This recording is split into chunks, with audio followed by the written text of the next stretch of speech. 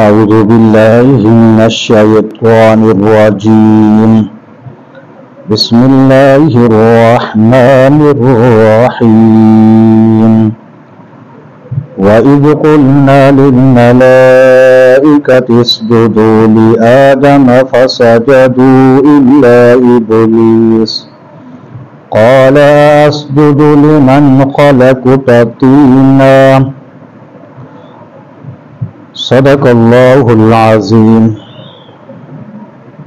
بس میرے سامعین اور ناظرین، اللہ رب العزت ارشاد فرما رہے ہیں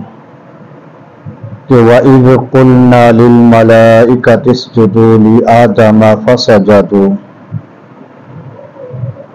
کہ جب ہم نے ملائکہ کو کہا کہ سجدہ کریں آدم کو تو فسجدوا، تمام ملائکہ نے سجدہ کیا۔ اللہ کا حکم تھا سجدہ کرنے کا، تو تمام ملائکہ نے سجدہ کیا الا ابلیس، لیکن ابلیس شیطان انکاری بنا، اس نے سجدہ نہیں کیا۔ اور وہی ابلیس شیطان کہتا ہے قال اسجد لمن خلقت طینا، کہ میں سجدہ کروں اس کو جس کو آپ نے بنایا مٹی سے، میں آگ کا بنا ہوا، ابلیس شیطان کہتا ہے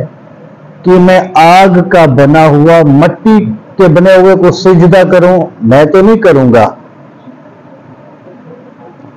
پھر ساتھ ابلیس کہتا ہے، کیا کہتا ہے؟ قال أرأيتك هذا الذي كرمت علي، شیطان کہتا ہے کہ دیکھ آپ جس کو آپ نے عزت دی، علیہ میرے اوپر، جس آدم کو آپ نے عزت دی، اس کو فضیلت بخشی،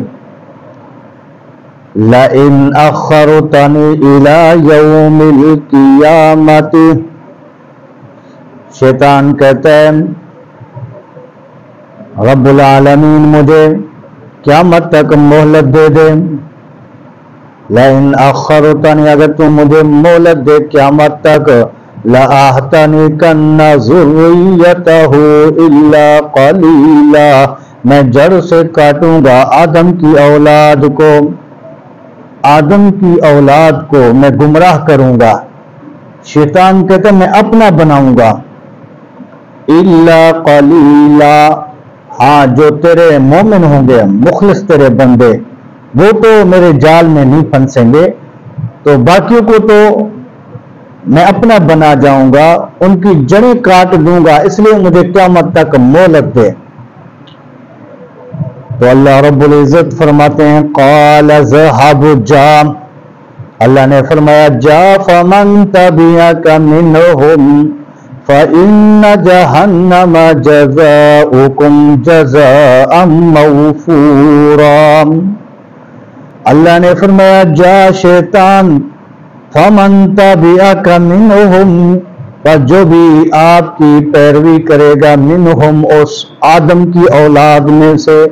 جو تیرے کہا مانے گا، فَإِنَّ جَهَنَّمَ جَزَاؤُكُمْ، بس بے شک میں جہنم میں ڈالوں گا، جَزَاؤُكُمْ تمہارے ساتھ۔